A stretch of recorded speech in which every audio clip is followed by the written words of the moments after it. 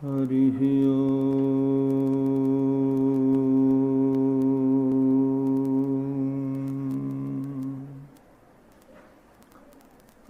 वर्णानाम् अर्थसंघानाम्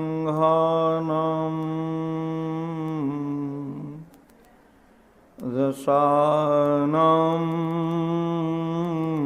छन्दसामपि मंगलानां च कर्तारो वन्दे वाणी विनायको। जन्माद्यस्य यतोऽन्वयादितरतश्चार्थे स्वविज्ञस्वराट् तेने ब्रह्महृदाय आदिकवये मुह्यन्ति यत्सूरयः। तेजो वारिमृदां यथा विनिमयो यत्र त्रिसर्गो मृषा धाम्ना स्वेन सदा निरस्तकुहकं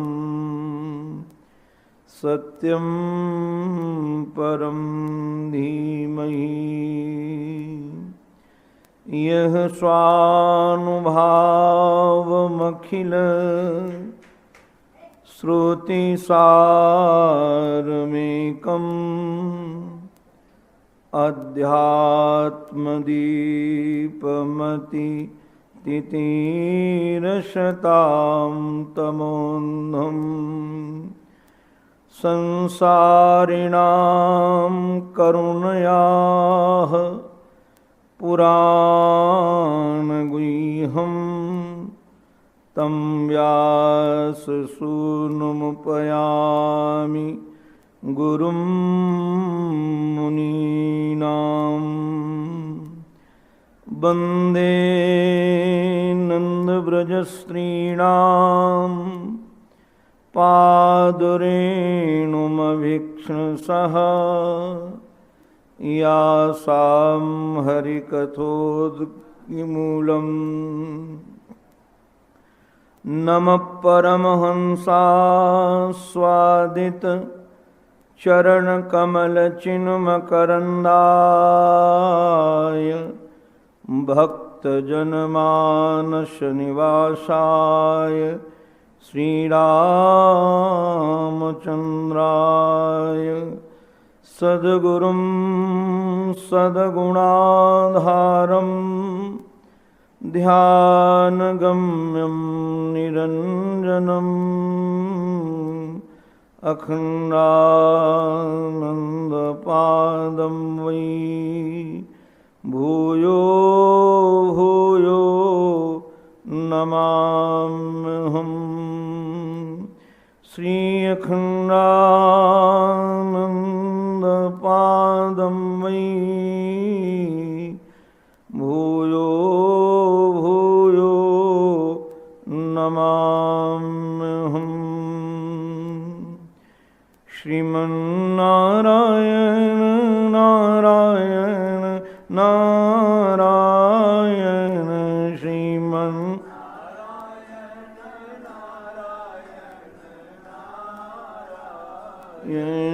श्रीमन्नारायण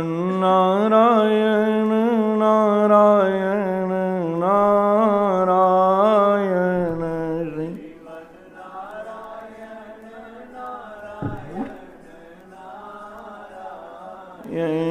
लक्ष्मी नारायण नारायण नारायण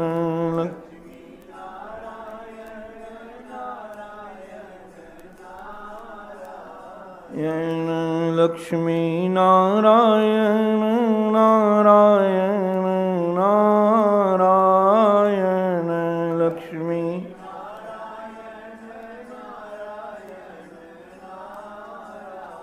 येन श्रीमन्नारायण नारायण नारायण श्रीम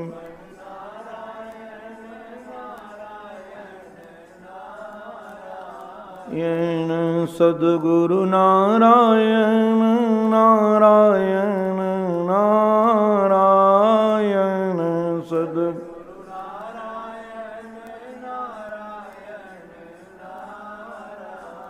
येन सद्गुरु नारायण नारायण नारायण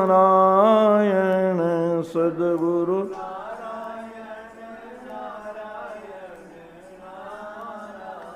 येन श्रीमन्नारायण नारायण नारायण श्रीम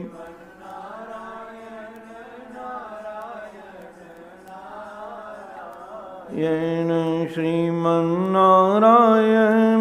नारायण नारायण श्रीम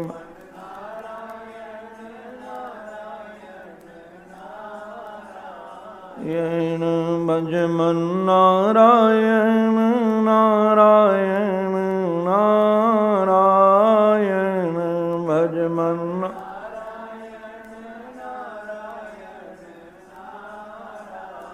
येन भजमन्नारायण नारायण नारायण भजमन्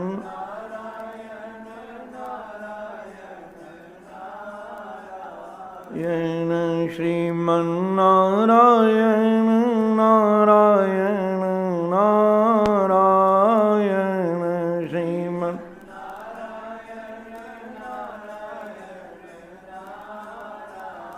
येन श्रीमन्नारायण नारायण नारायण श्रीमन्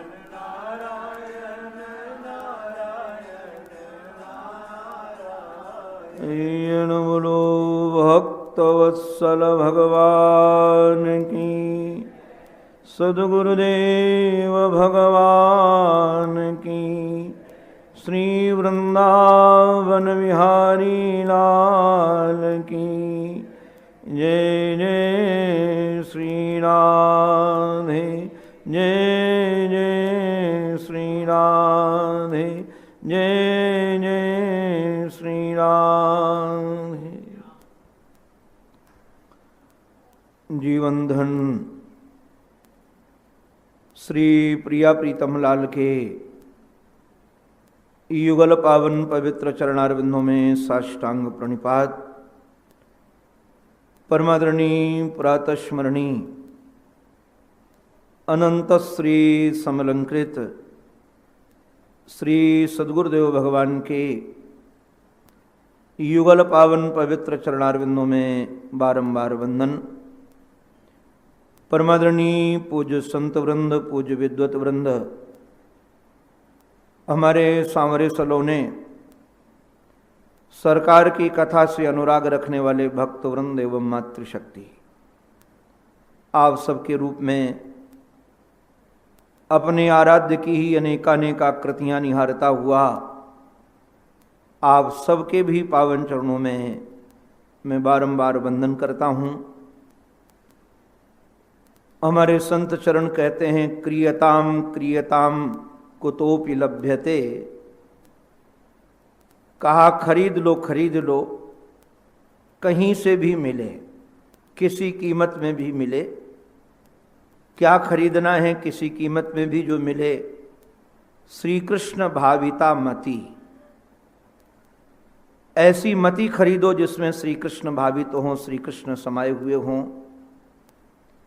इसकी कीमत क्या है? कहा इसकी कीमत एकमात्र है लौल्यमेव केवलम, पाने की उत्कंठा, थड़पाहट, बेचैनी हमारे जीवन में हो कि श्री कृष्ण से भावित मति मुझे प्राप्त हो। और यह निश्चित है श्री कृष्ण भावित मति अगर हम प्राप्त करना चाहते हैं तो ये परमात्मा से नहीं मिलेगी, निश्चित रूप से किसी श्री कृष्ण के प्रेमी से ही मिलेगी। आओ हम ऐसी मति प्राप्त करने के लिए, जो श्री कृष्ण के चरणों में अनुरक्त है, सती है, ऐसी मति प्राप्त करने के लिए हम सब मिलकर के श्री विरक्त शिरोमणि सुखदेव गुरुदेव के साथ, श्री उद्धव जी महाराज के साथ वहाँ चलें जहाँ ये मति हमें मिल सकती है, मति को हम प्राप्त कर सकते हैं, श्रीधाम वृंदावन की वो पावन पवित्र भूमि। नंद बाबा के पर्यंक पर हमारे श्री कृष्ण के ही रूप वाले, उनके ही वस्त्र आभूषण पहने हुए बुद्धिमानों में श्रेष्ठ शास्त्रज्ञ श्री कृष्ण के दैता सखा वृष्टिवंशों के मंत्री बैठे हुए हैं, और सन्मुख ही हमारे बाबा विराजमान हैं, श्री नंद बाबा ब्रजराज, और पर्यंक के समीप ही यशोदा मैया बैठी हुई हैं। यशोदा मैया जब से श्री कृष्ण गए हैं तब से लगभग उनकी आंखों ने देखना ही बंद कर दिया है।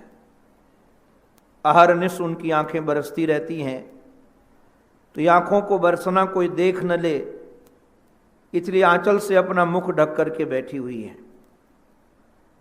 और श्री उद्धव जी महाराज से नंद बाबा कुछ प्रश्न पूछ रहे थे, कुछ कुशलक्षेम पूछ रहे थे, और कुशलक्षेम पूछते पूछते उनका चित्त डूब गया। कभी ऐश्वर्य की चर्चा करने लगते हैं, कभी माधुर्य की चर्चा करने लगते हैं। हमारे सुखदेव जी महाराज कहते हैं, इति संस्मृत्य संस्मृत्य नंदः कृष्णानुरक्त धी। आज नंद बाबा की जो बुद्धि है, वैसे तो नारायण बुद्धि के कई पर्यायवाची शब्द हैं। जैसे बुद्धि को बुद्धि तो कहते ही हैं, मनीषा कहते हैं, प्रज्ञा कहते हैं, सेमुसी कहते हैं, मति कहते हैं, और बुद्धि के जहाँ अलग अलग नाम रखे जाते हैं निश्चित रूप से नाम के आधार पर, इस बुद्धि के पर्यायवाची शब्दों में भी थोड़ा थोड़ा भेद है। जैसे सद असद विवेकनी जो बुद्धि है, उस बुद्धि का नाम पंडा है, और वह पंडा बुद्धि जिसके पास में होती है उसी का नाम पंडित होता है। यहाँ पर जो धी शब्द का प्रयोग किया गया है बुद्धि का, सचमुच में धी उसी का नाम है जो धारण करने वाली वृत्ति है। ऐसी धारण करने वाली वृत्ति, किंतु इस वृत्ति में, इस बुद्धि में इस समय धारण क्या किया हुआ है? बाबा की बुद्धि में यदि इस समय कुछ धारण किया हुआ है तो केवल श्री कृष्ण का अनुराग। श्री कृष्ण के अनुराग के अतिरिक्त कुछ उनकी बुद्धि में है नहीं। और कई बार नारायण ऐसा होता है कि चिंतन करते करते वृत्ति तदाकार हो जाती है, तो श्री कृष्णानुरक्त धी का अभिप्राय है आज बुद्धि का स्वरूप अपना नहीं रहा, बुद्धि की स्थिति अपनी नहीं रही, बुद्धि का दर्शन अपना नहीं रहा। नंद बाबा की बुद्धि का यदि दर्शन करना है तो दर्शन कर लीजिए श्री कृष्ण के अनुराग का। श्री कृष्ण के अनुराग के साक्षात स्वरूप हैं हमारे श्री बाबा। और बाबा करते क्या हैं? इति संस्मृत्य संस्मृत्य, श्री कृष्ण का चिंतन करते हैं, बार बार उनकी स्मृति में डूब जाते हैं, और कई बार बाबा के मुख से श्री कृष्ण को पुकारने की आवाज आने लगती है। जैसे कृष्ण करुणामृतकार कहते हैं, हे देव, हे दयित, हे भुवनैक बंधो, हे देव, हे दयित, हे भुवनैक बंधो, हे कृष्ण, हे चपल, हे करुणैक सिंधो, हे नाथ, हे रमण, हे नयनाभिराम, हे नाथ, हे रमण, हे नयनाभिराम, हाहा कदानुभवितासि पदम दृशोर में। बार बार श्री कृष्ण को पुकारने लगते हैं। श्री कृष्ण को पुकारते पुकारते फिर मौन हो जाते हैं। ऐसी दशा देख करके श्री उद्धव जी महाराज के चित्त में अपने सौभाग्य को सराहने की बात आ गई। आप लोग कहेंगे कि बाबा तो श्री कृष्ण विरह में विह्वल हैं, श्री कृष्ण को पुकार पुकार करके जिनका कंठ अवरुद्ध हो गया है, जिनके महाराज श्री कृष्ण के विह्वलता के कारण कंठ अवरुद्ध हो गया है, उनको देख करके उद्धव अपने भाग्य को क्यों सराहने लगे, भाग्य की प्रशंसा क्यों करने लगे। कहा कि यशोदा मैया का भी उन्होंने दर्शन किया है। यशोदा वर्णमानानि पुत्रस्य चरितानि च, जो केवल पुत्र का चरित्र सुन रही है। हमारे एक संत ने तो यहाँ तक लिखा है, यशोदा मैया श्री कृष्ण प्रेम में इतनी पग गई है कि उसको श्री कृष्ण का नाम भी याद नहीं रहा, केवल उनको अपना पुत्र नजर आता है। हमारा पुत्र, हमारा पुत्र, हमारा पुत्र। पुत्रस्य शब्द का प्रयोग किया है, श्री कृष्ण से नहीं, पुत्रस्य। यशोदा मैया का पुत्र हैं, यही उनको स्मरण में है। और महाराज तृणवंती, प्रेमियों की एक विलक्षणता होती है, प्रेमियों का एक सामर्थ्य होता है। क्या सामर्थ्य होता है? उनकी संपूर्ण इंद्रियां एक इंद्री में समेट कर आ जाती है। यदि वह अपने प्रीतम का चरित्र सुनने लगते हैं तो मानो प्राण भी वहीं समेट जाते हैं, अन्य इंद्रियां भी वहीं समेट जाती हैं। कारण क्या है कि अब उनको इधर उधर की बात कुछ सुनाई नहीं पड़ती है, दूसरा कुछ दिखाई नहीं पड़ता है। सारी इंद्रियों का जो कार्य है वह एक इंद्री में ही समेट जाता है। तो यशोदा मैया की जो इंद्रिय है श्रवणेन्द्रिय, महाराज उस इंद्री में ही सारी इंद्रियां समेट गई थी। केवल वो सुन रही थी और उनको कुछ न दिखाई पड़ रहा था और न ही कहीं दूसरी जगह चित्तवृत्ति जा रही थी। और देखा क्या श्री उद्धव जी महाराज ने कि सुनते सुनते जिनके नेत्र बरस रहे हैं और वक्षस्थल बरस रहा है। तयोरिथ्यम भगवती कृष्णे नंद यशोदयो हो। सुखदेव जी महाराज कहते हैं, नंदबा और यशोदा की यह दशा देखकर वीक्षानुरागम परमम, नंद महाराज नंद बाबा के इस अनुराग को देखकर, यशोदा मैया के अनुराग को देखकर उद्धवो मुदा, उद्धव जी महाराज प्रसन्न हुए। ये प्रसन्नता का कारण क्या है, प्रसन्नता का हेतु क्या है?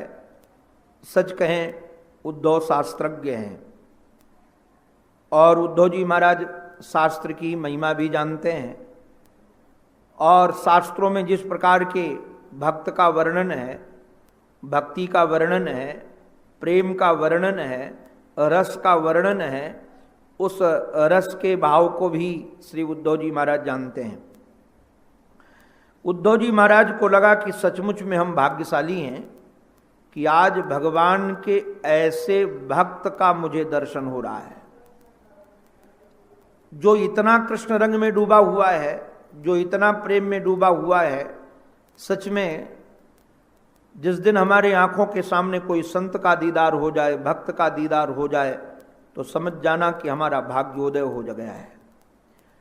और सच कहें, मैं कई बार लोगों को निवेदन करता रहता हूं, मुझे आज तक कहीं पढ़ने को नहीं मिला है, कहीं सुनने को भी नहीं मिला है कि भगवान प्रसन्न होते हैं तो संपत्ति देते हैं। भगवान यदि आह्लादित होते हैं किसी भक्त के ऊपर तो वैभव दे देते हैं, मान प्रतिष्ठा दे देते हैं। या कहीं आज तक मुझे पढ़ने को नहीं मिला। और मैं तो भागवत का एक वाक्य अभी सुनाने से डरने लगा हूं। आप कहोगे डरने क्यों लगे हो? कारण क्या है? लोगों की चित्तवृत्ति में अधिकतर संसार भरा हुआ है, पैसा भरा हुआ है, प्रतिष्ठा भरी हुई है, मान भरा हुआ है, यश भरा हुआ है, वैभव भरा हुआ है। और इसी के लाभ के लिए वो भजन भी करना चाहते हैं, इसी के लाभ के लिए वो संकीर्तन भी करना चाहते हैं, इसी के लाभ के लिए वो सत्संग में भी जाना चाहते हैं, इसी के लाभ के लिए संतों का भी सेवन करना चाहते हैं। उनको लगता है कि यदि हम जाकर ऋषिकेश में 1 महीना 2 महीना रहकर सत्संग करेंगे तो हमारे बच्चों का व्यापार बढ़ जाएगा, हमारा व्यापार बढ़ जाएगा। बड़ी विडंबना है। तो ऐसे विडंबना के समय पर भागवत की इस महाराज शैली का उच्चारण करना थोड़ा कठिन लगता है। कारण क्या है कि वृंदावन धाम में एक सज्जन ने कथा निश्चित की, श्रीमद् भागवत महापुराण की कथा निश्चित हुई, लाइव प्रोग्राम आना था। संयोग से वृंदावन में हमारी कथा चल रही थी, उसी में कथा निश्चित हुई थी और कथा का 6वां दिन था। कथा के 6वें दिन में मैंने जब ये प्रतिपादन कर दिया कि भगवान ये कहते हैं यस्याहम अनुग्रहणामि हरिष्ये तद धनम सनैहि, मैं जिस पर अनुग्रह करता हूं उसका धीरे धीरे धन ले लेता हूं। महाराज ये सुनने के बाद जजमान मेरे पास कथा की पूर्णाहुति के समय आया और कहा बाबा आपसे कथा मुझे नहीं करवानी है। मैंने तो ये विचार किया था कि आपकी कथा सुनेंगे तो निश्चित रूप से हमारा व्यापार बढ़ जाएगा, धन बढ़ जाएगा, मान प्रतिष्ठा बढ़ जाएगी, क्योंकि हमारे अमुक रिश्तेदार ने भागवत की कथा सुनी थी अमुक से, उसके बाद उन्होंने मुड़ करके पीछे देखा नहीं। तो मैंने तो सोचा था कि आपसे कथा सुनेंगे तो ये लाभ होगा, और आप कहते हैं कि भागवत कथा सुनने से भगवान की भक्ति प्राप्त होती है, और भगवान की भक्ति प्राप्त होती है तो भगवान अनुग्रह करते हैं, और भगवान अनुग्रह करते हैं तो धन छीन लेते हैं। तो जिसमें धन जाने के चांस हैं वो हम चांस लेने वाले नहीं हैं। तो लोगों को तो महाराज ऐसा ही लगता है कि निश्चित रूप से हमारे जीवन का परम लाभ ये है कि हमारे पास धन आ जाए। पता नहीं कहाँ से ये बुद्धि लोगों के चित्त में बैठ गई है। मैं तो कई बार व्यथित हो जाता हूँ कि भगवान की कैसी माया है। हम देखते हैं हमारे घर वालों के पास में, पड़ोसियों के पास में, रिश्तेदारों के पास में धन होने के बाद भी इतने दुखी हैं, इतने व्यथित हैं, इतने पीड़ा से युक्त हैं, कैसी कैसी धन की समस्याएं, उसके बाद भी हमको लगता है कि धन ही मिले। कहाँ से महाराज ये बुद्धि बैठ गई है लोगों के चित्त में, और क्या कहा जाए। तो इसलिए कहना बड़ा कठिन है कि भगवान का जो अनुग्रह होता है, याद रखिएगा अनुग्रह का प्रतिफल ये नहीं है आपके जीवन में कि अनुग्रह से भगवान के आपके धन आ जाए। भगवान यदि अनुग्रह करते हैं तो किसी भक्त से मिला देते हैं, किसी संत से मिला देते हैं। भगवान अनुग्रह करते हैं तो धन नहीं दिला देते, ऐसा नहीं है। हमारे श्री राम वृंदावन में एक स्थान वैष्णव का है, खाक चौक। संयोग से कई वर्षों तक वृंदावन जब सतत रहने का अवसर मिला तो रोज परिक्रमा लगाते थे। प्रातःकाल वृंदावन की परिक्रमा लगाने के 2 हेतु थे कि एक तो परिक्रमा लग जाएगी, दूसरा भ्रमण भी हो जाएगा। तो जब परिक्रमा लगाते थे तो हमारे खाक चौक के महात्मा थे, मैं उनके पास जरूर जाता था। 8-10 उनके पास गैयाएं रहती थी, 15 गायें होंगी, चारों तरफ गायें घेरी रहती थी। एक नीम के वृक्ष के नीचे वो महात्मा एक टाट का बिस्तर बिछा करके दिन भर बैठे रहते थे। योगी थे, सिद्ध महापुरुष। मैं उनके चरणों में जाकर प्रणाम करके बैठ जाता था। तो कई बार वो महात्मा एक बात हमको सुना करके बोलते थे। उस समय तो नारायण ये बात समझ में नहीं आती थी। आज उस बात का जब ध्यान आता है तो लगता है कि वो सचमुच में सही कहते थे। वो महापुरुष हमको सुनाकर कहते थे, मान बड़ाई जब से आई तब से किस्मत फूटी। मान बढ़ाई जब से आई तब से किस्मत फूटी। स्वामी स्वामी काहन लागे लगन राम से छूटी। मुझे लगता था कि ऐसे कैसे मान बढ़ाई के लिए लोग तो इतना प्रयास करते हैं, और ये महात्मा बार बार कहते हैं कि मान बढ़ाई जब से आई तब से किस्मत फूटी। किंतु आज हम लोग अनुभव करते हैं, आज उसका अनुभव होता है कि सचमुच में कैसी पहले लगन थी, कैसी पहले भगवत प्राप्ति की उत्कंठा थी। जब से इस रास्ते पर बढ़ गए तब से उत्कंठा धीरे धीरे शिथिल होने लगी। कभी शास्त्र चिंतन करने लगते हैं, कभी विचार करने लगते हैं तो वह उत्कंठा जगती है, किंतु बाद में फिर इस पथ से कहीं चले गए, जहाँ उस रास्ते में फिर गए, वह उत्कंठा फिर बाधित हो जाती है। तो निश्चित रूप से व्यक्ति के जीवन में संसार के वैभव की प्राप्ति के बाद, मान प्रतिष्ठा की प्राप्ति के बाद वह उत्कंठा बढ़ती नहीं है, उत्कंठा बाधित हो जाती है। इसलिए बार बार संत यही कहते हैं कि भगवत प्राप्ति का जो हेतु है, ध्यान रखना, वो भगवत कृपा है। और भगवत जब कृपा होती है तो निश्चित रूप से संत दर्शन होते हैं। भक्त दर्शन होते हैं। और भक्त दर्शन होने के कारण अब नंद बाबा यशोदा मैया से ज्यादा श्रेष्ठ भक्त का दर्शन और क्या होगा। यशोदा मैया से ज्यादा अनुराग राग में रंगी हुई मूर्ति का दर्शन और क्या हो सकता है। बाबा जैसे महद पुरुष के दर्शन के अतिरिक्त अब और कौन सा नया दर्शन हमारे जीवन में आएगा जो हमें कोई दूसरा दर्शन कराएगा। इसलिए उद्धव जी महाराज अपने भाग्य पर प्रसन्न हो रहे थे, भाग्य पर आनंदित हो रहे थे। और हमारे महर्षि ने तो दूसरी ओर एक दृष्टि खींची। ध्यान रखिएगा, संसार में दो प्रकार के प्रेमी हैं।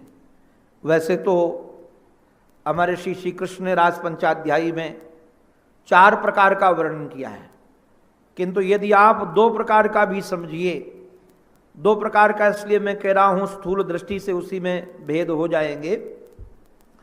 एक वह है जो श्री कृष्ण को अपना माना करके अपना ही रखना चाहते हैं।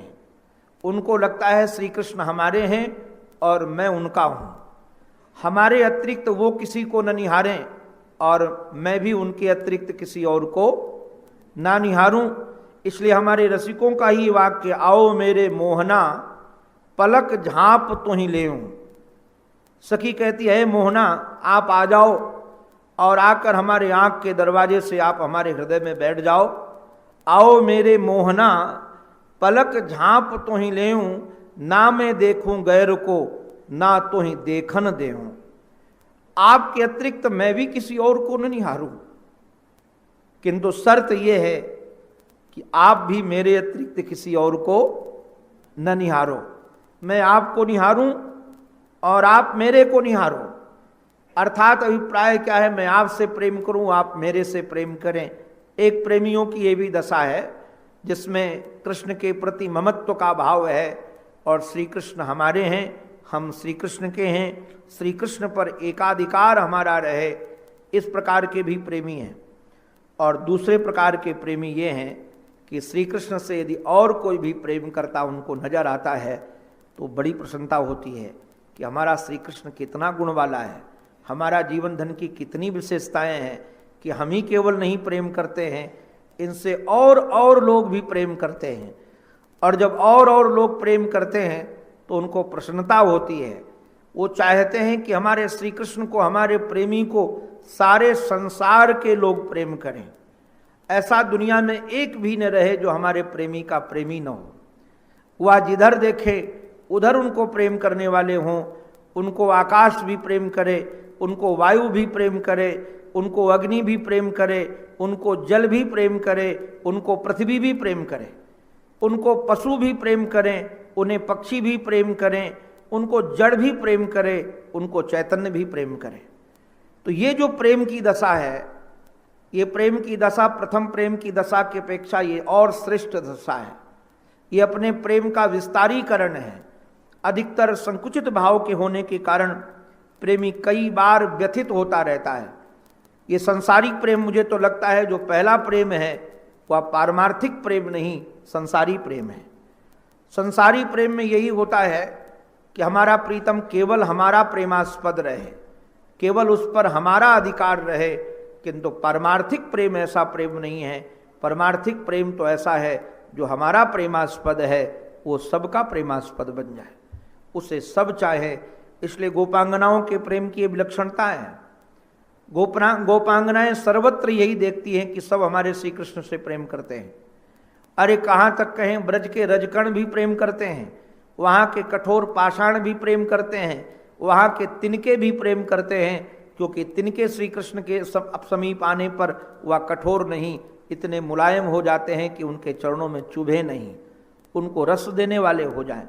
तो श्री उद्धव जी महाराज परमार्थ प्रेमी हैं और परमार्थ प्रेमी होने के कारण श्री उद्धव जी महाराज को जब लगा कि जिन्हें हम प्रेम करते हैं उन्हें नंद बाबा और यशोदा इतना प्रेम करते हैं, हमारे से ज़्यादा इनको प्रेम करने वाले लोग हैं, इसलिए और प्रसन्न हुए। मुदा शब्द का प्रयोग है, इसलिए प्रसन्न हो गया। अथवा नारायण एक भाव और भी कई भाव हैं रसिकों के, रसिक जन हमारे जहाँ बैठ कर के निहारते हैं। कारण क्या है, नारायण हम लोगों का जो जीवन है वह सांसारिक चर्चा में व्यतीत होता है, सांसारिक चिंतन में व्यतीत होता है, मैं कई बार देखता हूँ, नारायण थोड़ा अवकाश यदि मन को मिलता है तो वह कहीं न कहीं आश्रम का चिंतन करने लगता है, कहीं न कहीं व्यवस्था का चिंतन करने लगता है, कहीं न कहीं भक्तों का चिंतन करने लगता है। किंतु यदि ऐसा हो जाए कि उसका चिंतन परमार्थ में चिंतन छोड़कर किसी दूसरे का चिंतन हो ही नहीं, तो हमारे संत चरण नारायण ऐसे ही हैं। उनके जीवन में परमार्थ चिंतन छोड़ करके दूसरा कुछ चिंतन नहीं है, इसलिए नए नए भाव आते रहते हैं उनके जीवन में, नए नए रस आते रहते हैं। जैसे हमारा चंद्रोदय होता है तो चंद्रोदय को देख करके सागर में तरंगें उठने लगती हैं, वैसे श्री कृष्ण चंद्र को निहार करके संतों के हृदय में महाराज आनंद की तरंगें उठने लगती हैं, और उस आनंद की तरंगों में नए नए भाव, नया नया रस, नई नई महाराज बातें उभरने लगती हैं। इसलिए संत अलग अलग ढंग से चिंतन करते हैं और उसका रस लेते हैं। उद्धव जी महाराज की प्रसन्नता का कारण ये हुआ कि श्री कृष्ण के मुख से ब्रजवासियों और नंद और यशोदा की प्रीति की चर्चा सुनी थी। और होता ही है, जैसे आप कभी मानो यहाँ ऋषिकेश आप नहीं आए हैं, कभी आपने गीता भवन का दर्शन नहीं किया, आपने सत्संग नहीं किया, और आप अपने शहर में हैं। शहर में आपका कोई प्रेमी घूमने में मिल जाता है, कभी आपसे मुलाकात होती है तो आपको कहता है कि एक बार जरूर आप ऋषिकेश जा कर के देखो। एक बार जाओगे तो जीवन में बार बार जाओगे। और वह ऋषिकेश के सत्संग की महिमा का वर्णन करता है, माँ गंगा के दर्शन का वर्णन करता है, स्थान की सौम्यता का वर्णन करता है, शांति का वर्णन करता है। तो उसके चित्त में होता है कि कभी हम भी ऋषिकेश जाएं। तो स्वाभाविक है, अपने परिचित के मुख से वह बार बार सुनने के बाद उसके चित्त की एक धारणा बनती है, एक चित्त की धारणा बनती है कि वहाँ गंगा का ऐसा प्रवाह होगा, ऐसी ठंडी ठंडी हवा आती होगी, जब मैं जाऊँगा स्नान करने के लिए तो ऐसा आनंद आएगा, वहाँ का ऐसा वातावरण है, जब वहाँ रहूँगा तो ये सुख मिलेगा। तो आप जो धारणा बना करके आए हो और जब यहाँ आओ, उस धारणा के अतिरिक्त महाराज अनंत गुना सुख आपको ज़्यादा मिले। जिसने वर्णन किया हो उसका अपना एक स्तर है वर्णन करने वाले का, अपने उसके हृदय के भाव हैं जिस स्तर पर कई बार हमने देखा है कि हृदय में भाव बहुत होते हैं किंतु उस भाव दशा का वर्णन नहीं हो पाता है। हम कई बार देखते हैं कि जो जो हमारे हृदय में तरंगें उठती हैं, जो जो रस प्रवाहित होता है, हम चाह करके भी उसको शब्द नहीं दे पाते हैं, चाह करके हम उसको वाणी नहीं दे पाते हैं। जिस रस का चित्त रस स्वादन करता है, मैं चाहता तो हूं कि वह रस सबको मिले, उस रस में सब अवगाहित तो हों। एकांत में भी कई बार श्री कृष्ण का रस जब हृदय चखता है और झरझर झरझर आंसू बहने लगते हैं, और बाद में ऐसा लगता है कि ये रस में सब लोग प्लावित हों, सब इस रस के अधिकारी बने, सब भगवान के प्रेमी बने। किंतु जब हम उसे उस रस को शब्द देना चाहते हैं तो हमारे पास शब्दों की कंगाली होती है, हम नहीं दे पाते हैं, उस शब्द से अभिव्यक्ति भी नहीं कर पाते हैं। जिस रस का हृदय रस लेता है, उस रस का वर्णन भी करना इस वाणी के बस में नहीं है।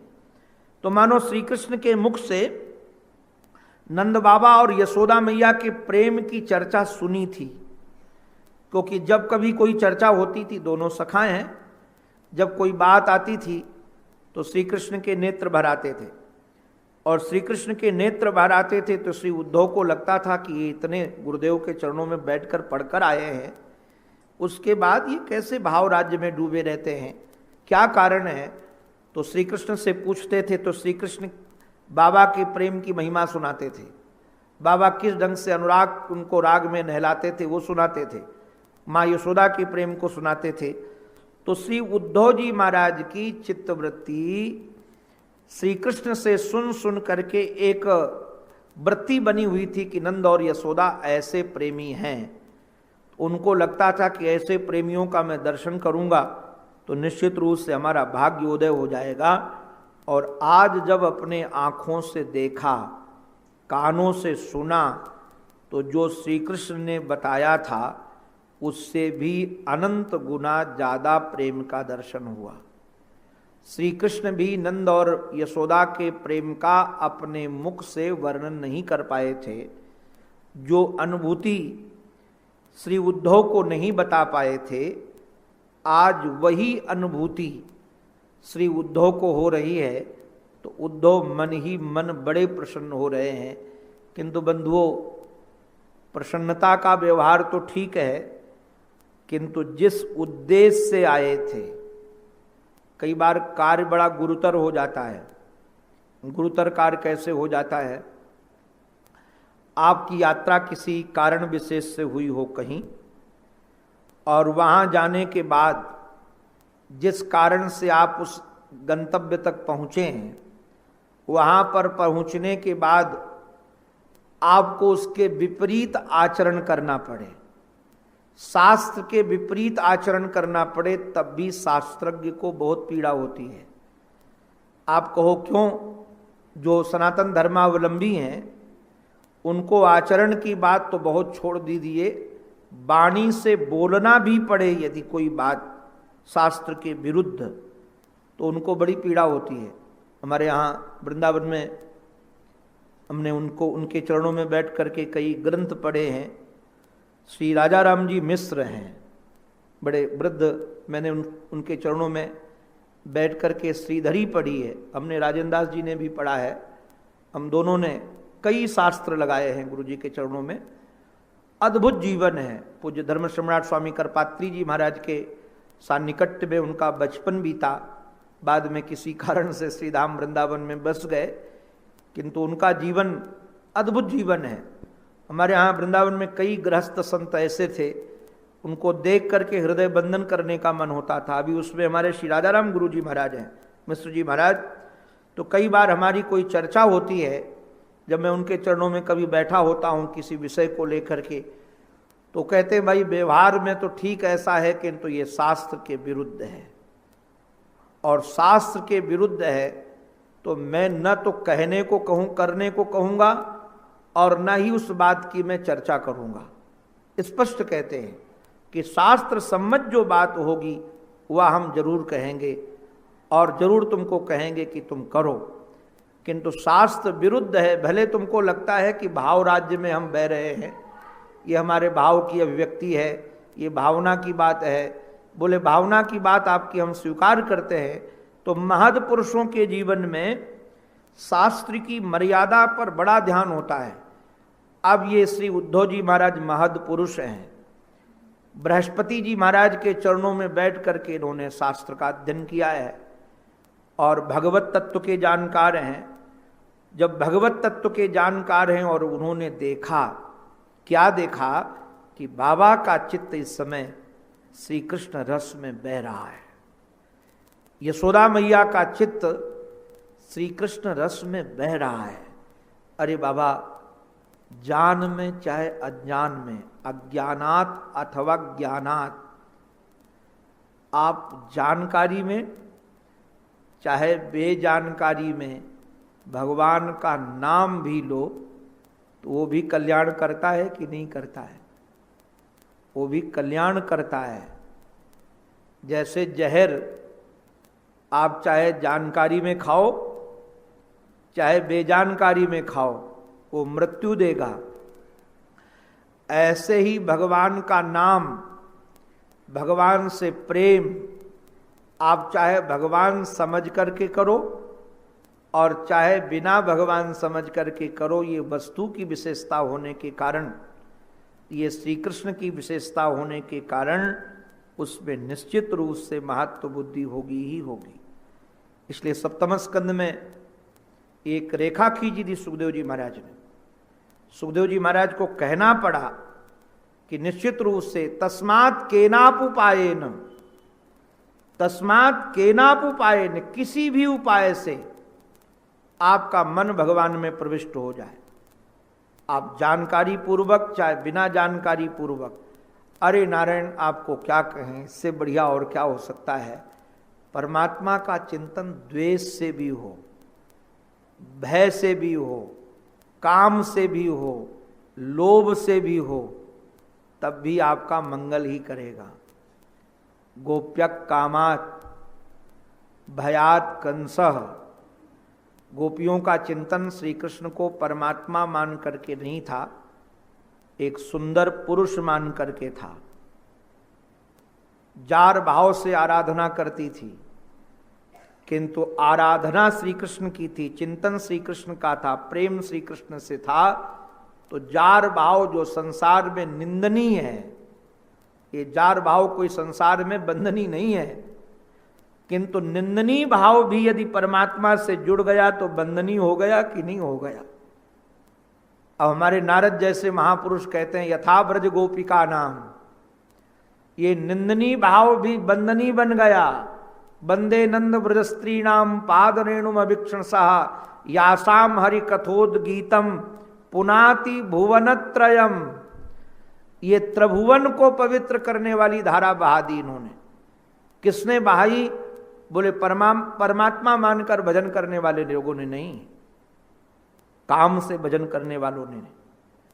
और भय से भी यदि भगवान का चिंतन हो, हमारे ब्रजवासी तो बड़ा रस लेते हैं, कहते कंस ऐसा भयभीत रहता था श्री कृष्ण से कि यदि दाल छौंक करके, तड़का लगा करके छौंक करके उसके सामने भोजन में परोसी जाए और उस दाल में जीरा दिख जाता था, वो भी काला काला जीरा, तो भयभीत होकर के कहता था कि लगता है इस दाल में कृष्ण आ गया। अब जरा विचार कीजिए भय की कैसी पराकाष्ठा रही होगी। भय की कई, महाराज मैंने देखा है भयभीत लोगों को। एक बच्चे को अभी देखा मैंने, छोटा सा बच्चा 4 साल का होगा और खूब रोए, भागे। मैंने देखा कि वो भाग क्यों रहा है, रो क्यों रहा है, तो मुड़ मुड़ के देखता है, तो है पीछे कोई नहीं, अकेला है कमरे में। अब उसकी प्रतीक्षा ही पड़ रही थी, अपना प्रतिबिंब देखकर काला काला वो डरता था कि हमारे पीछे कोई आ रहा है मुझे पकड़ने के लिए। तो अब जरा विचार कीजिएगा, कंस की यदि तदाकार वृत्ति ऐसी बन रही थी भय के कारण, तो निश्चित रूप से उसका कल्याण हुआ कि नहीं हुआ। और चेदी नरेश का द्वेष के कारण चिंतन हो रहा था, तो द्वेष से भी परमात्मा, अरे बाबा कैसे भी परमात्मा से संबंध बन जाए। हमको तो एक संत ने बताया, वृद्ध संत ने, कि संतों के पास तो ऐसी युक्ति होती, ऐसी युक्ति, जैसे पूज्य श्री गया प्रसाद जी महाराज पंडित जी को पूज्य हमारे शिवड़िया बाबा जी महाराज ने ही गोवर्धन भेजा था कि जा कर के आओ, परिक्रमा लगा के आओ, फिर तुमको संन्यास देंगे। किंतु उनकी कृपा से वहाँ ठाकुर जी मिल गए, तो फिर कभी गिरिराज जी को छोड़कर गए नहीं। ऐसे हमको एक वृद्ध ब्रजवासी ने बताया, रोते हुए बताया उसने, कहा कि मैं तो ब्रजवासी गाय चराने वाला, मेरे चित्त में आया कि मैं वृंदावन में पैदा हुआ हूँ, ब्रज में पैदा हुआ हूँ, और महात्मा लोग कहाँ कहाँ से, बंगाल से आकर के यहाँ आराधना करते हैं लोग, मैं इस भूमि में पैदा हुआ हूँ, मुझे तो श्री कृष्ण से कोई अनुराग नहीं है, और मेरे में कोई गुण भी नहीं है, न मैं संस्कृत भाषा जानता हूँ, न मैं हिंदी भाषा जानता हूँ कि मैं कुछ पढ़ सकूँ, तो मेरे जैसे अभागे को तो भगवान मिलेंगे ही नहीं। तो कहा कि किसी ने कहा कि बाबा के पास जाओ, तो पूज्य श्री उड़िया बाबा जी महाराज के पास जा करके कहा, बाबा मेरे में कोई गुण नहीं है, न मैं भजन कर सकता हूँ, न मैं स्तुति गा सकता हूँ, न मेरा मन माला फेरने में लगता है, मेरे जीवन में सारे के सारे दुर्गुण भरे हुए हैं, भांग छानता हूँ और दिन रात गाली देता हूँ। बाबा ने कहा कि कोई गुण नहीं है? बोले कोई गुण नहीं है। बोले अच्छा सबसे ज्यादा तुमको क्या अच्छा लगता? बोले गाली देना। तो बाबा ने कहा चलो इस गाली से ही तुमको गोविंद मिल जाएंगे। गाली से गोविंद मिल जाएंगे? बोले हाँ। बोले तुम जाओ गिरिराज जी के पास और गिरिराज जी को खूब गाली दिया करो, जितनी गाली दे सको। उसने रोते हुए बताया कि हम जाते थे, एक शिला के पास बैठ जाते थे और जो जो भी गाली दे सकते हैं सब गाली देते थे। और गाली देकर के कहते थे, महाराज वो गाली देकर बता रहे थे कि कहते थे तूने ये दुनिया बनाई काहे को है, इसमें सबको उलझा रखा है और तू चाहता यही है कि सब लोग इसमें उलझ उलझ करके मर जाएं। तू परमात्मा है कि कसाई है, सबको पीस रहा है। महाराज आपको क्या कहें। उसने कहा कि कुछ दिन ये गाली देते देते एक दिन ठाकुर जी प्रकट हो गए और ठाकुर जी ने उसका हाथ पकड़ करके कहा कि मित्र ऐसा मत समझो, अब जरा विचार कीजिए। उसकी वृत्ति तदाकार ऐसी, वो नहीं समझता था कि मैं पाषाण खंड को गाली दे रहा हूं, उसको लगता था कि मैं प्रत्यक्ष श्री परमात्मा को ही गाली दे रहा हूं। तो गाली देने वाले को भी गोविंद मिल जाए, क्योंकि संबंध गोविंद से है। बस ध्यान रखने लायक बात, द्वेष किससे है? संसारी से नहीं, श्री कृष्ण से है। प्रेम किससे है? संसारी से नहीं, श्री कृष्ण से है। तो यहां तो श्री कृष्ण के साथ प्रेमानुराग में ऐसे बहते हुए देख करके बाबा को हमारे श्री उद्धव जी महाराज, उद्धवो मुदा, उद्धव जी महाराज प्रसन्न हुए। और प्रसन्न हो करके श्री उद्धव जी ने सोचा कि थोड़ा विषयांतर करें। बाबा जिस रस में बह रहे हैं उस रस से थोड़ा इनको निकालें और थोड़ी इनकी प्रशंसा करें। सचमुच में प्रशंसा प्रशंसनीय है ही है, तो प्रशंसा करें। किंतु उद्धव को लगने लगा ये तो कोई मानवता नहीं हुई। अब जरा विचार करना, कोई व्यक्ति रो रहा हो और आप उसके साथ बैठ करके बोले आप बहुत भाग्यशाली हो, तभी आपको आंसू बहते हैं, आप जैसा तो भाग्यशाली मैंने देखा ही नहीं, तो रस विरस हो जाएगा कि नहीं हो जाएगा। और यदि बोले नहीं तो जिस कार्य के लिए श्री कृष्ण ने भेजा है वो कार्य भी नहीं होगा। तो कार्य करना भी आवश्यक है, बोलना भी आवश्यक है। इसलिए हमारे श्री उद्धव जी महाराज कहते हैं युवाम श्लाघ तमो नूनम देहिनाम इह मानद नारायणे अखिल गुरौ यत्कृता मतिरीदृशी। बाबा के लिए सबसे पहला शब्द जो प्रयोग किया संबोधन में, हमको लगता है इससे बहुत प्रभावित थे श्री उद्धव। ये उद्धव बाबा के सन्मुख प्रथम बार बोल रहे हैं, अभी तक बाबा बोल रहे थे, श्री उद्धव जी महाराज सुन रहे थे। और सुनते सुनते जब हमारे श्री उद्धव जी महाराज बोलने लगे, मैं कई बार लोगों को निवेदन करता रहता हूं, संसारी प्रभाव देखकर प्रभावित होता है। कैसे? जैसे किसी को पता चल जाए कि अमुक, मैं कई बार देखता हूं कोई व्यक्ति आपके पास में आता हो और आपको पता न हो कि बहुत धन वाला है। हमारे पास तो कई ऐसे लोग आते रहते हैं, मिलते रहते हैं, उनकी कितनी फैक्ट्रियां हैं किंतु अपने को कुछ पता भी नहीं और पता लगाने की जरूरत भी नहीं है कि कौन क्या करता है। मैं तो कभी पूछता ही नहीं हूं कि तुम्हारे यहाँ होता क्या है, क्या काम करते हो। कई जगह कथा करके आते हैं, बाद में हमको लोग पूछते हैं कि आपको पता है उनके यहाँ ये होता। हमने कहा मैंने पूछा ही नहीं, हमको पता ही नहीं है। तो मैं निवेदन ये कर रहा था आप सबसे कि कई बार क्या होता है, संसारी लोग प्रभावित इस बात से होते हैं कि इसका नाम कहाँ कहाँ है, इसका प्रभाव कितना है। वो हमारे संत चरण सुनाते हैं कि जब हमारे श्री राघवेंद्र सरकार चित्रकूट में मां अम्बा जगदम्बा जानकी का दिव्य श्रृंगार किया, एक बार चुन कुसुम सुहाए निज कर भूषण राम बनाए। मां ने जानकी का दिव्य श्रृंगार किया, और जब दिव्य श्रृंगार किया और बाद में श्री राघवेंद्र सरकार मां की गोद में ही सर रख करके विश्राम करने लगे स्फटिक शिला में, तो इंद्र के बेटे जयंत ने दर्शन किया और बड़ी बड़ी भगवान की भुजाओं को देखा। उसको लगा कि इन भुजाओं में बल है कि नहीं है। तो भगवान की भुजाओं का बल देखने के लिए मां के चरणों में चोच मारा, सीता चरण चोच हाथी भागा। तुलसीदास जी महाराज ने तो कहा ये महामति मंद कागा है, कौआ है, कौओं का स्वभाव ही होता है। बाबा को तो कई बार मैं वंदन करता हूँ, बाबा की लेखनी का क्या कहना है। बाबा ने बात सब कह दी कि सीता चरण चोच हाथी भागा।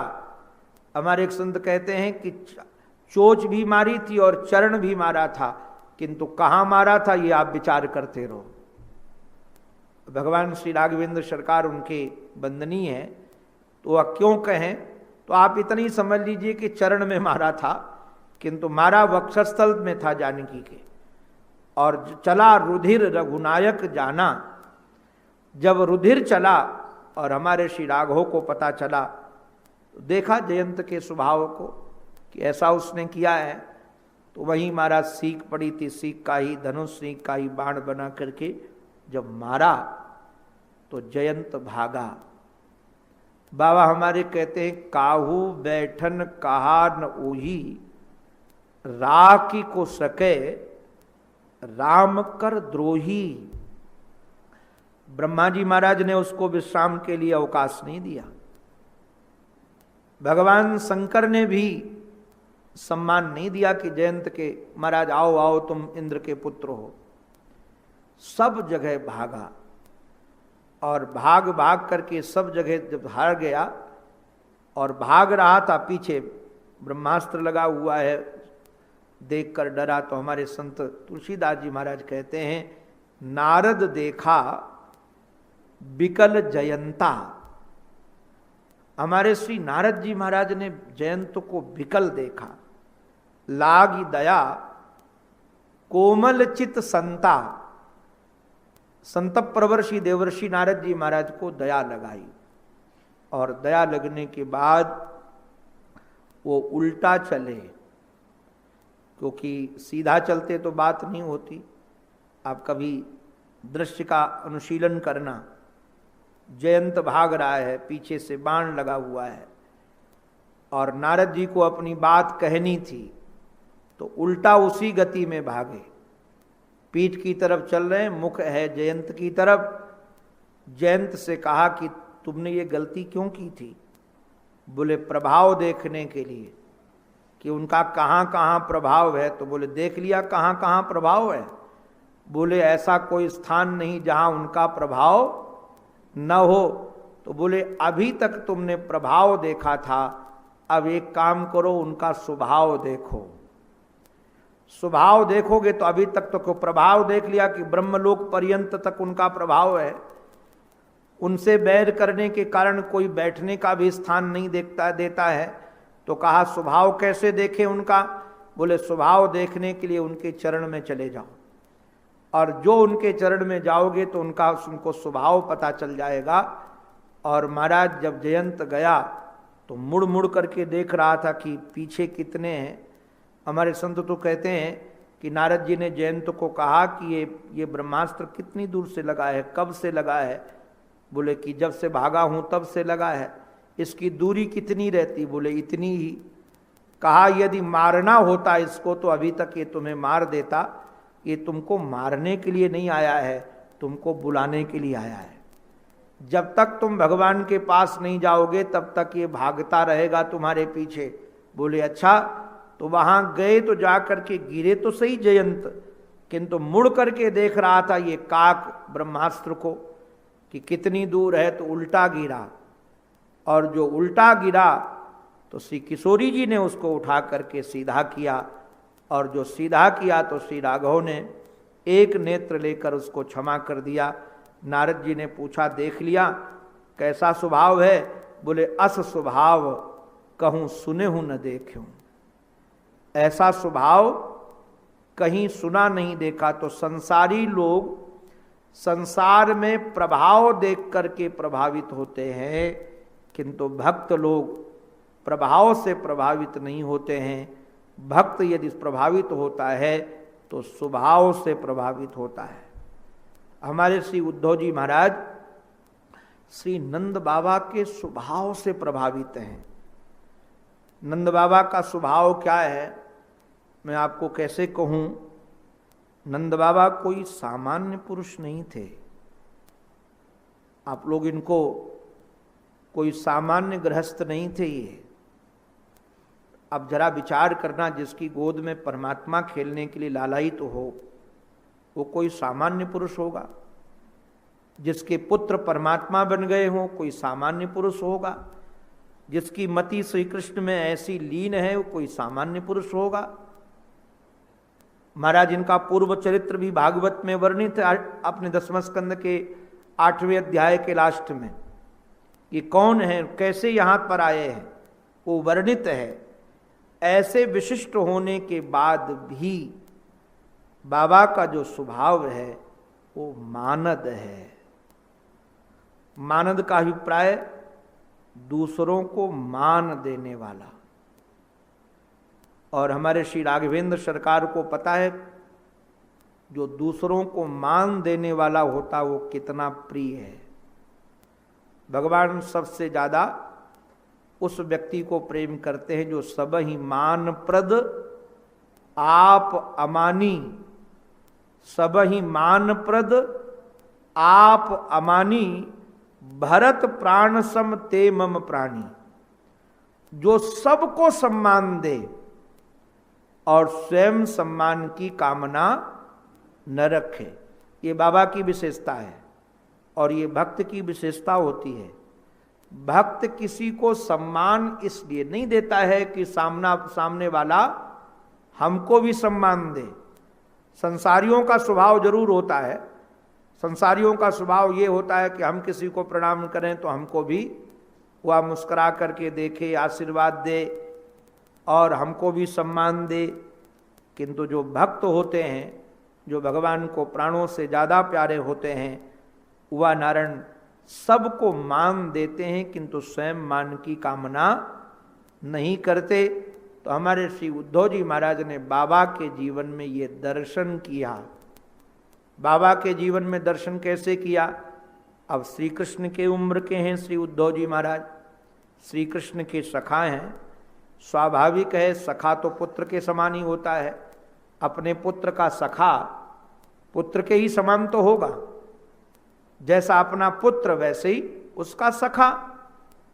और वैसे ही परिवार में भी ये परिवारी जन हैं और उम्र में कोई बड़े नहीं हैं, रिश्ते में भी कोई बड़े नहीं हैं, श्री कृष्ण के समान ही हैं। किंतु ऐसे श्री उद्धव जी महाराज भी गए तो उनके चरण धोए गए, उनको मधुपर्क दिया गया, उनको महाराज आरती उतारी गई, उनके पैर दबाए गए।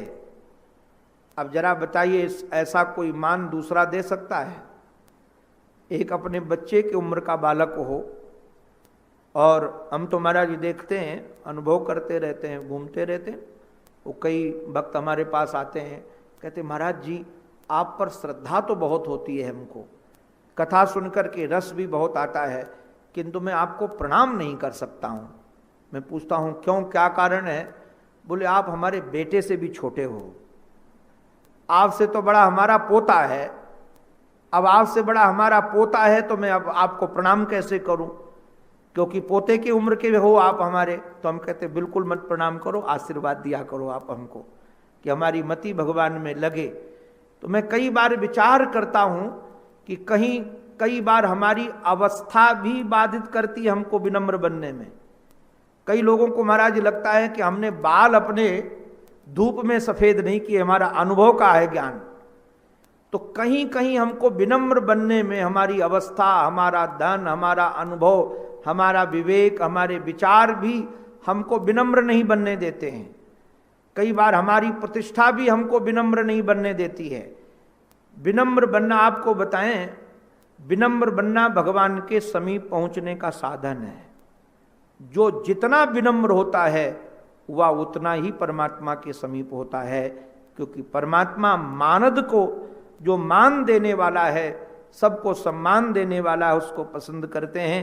तो कहा एक तो इनके माता पिता हैं भगवान श्री कृष्ण के, और ये मानद हैं, इसलिए कहा कि आप दोनों बड़े भाग्यशाली हैं। क्यों भाग्यशाली हैं? बोले नारायणे अखिल गुरौ यत कृता मतिरी दृषि आपकी नारायण के प्रति ऐसी मति है, ऐसी बुद्धि है। जब इस प्रकार से वर्णन किया तो बाबा तो श्री उद्धव का मुख देखने लगे।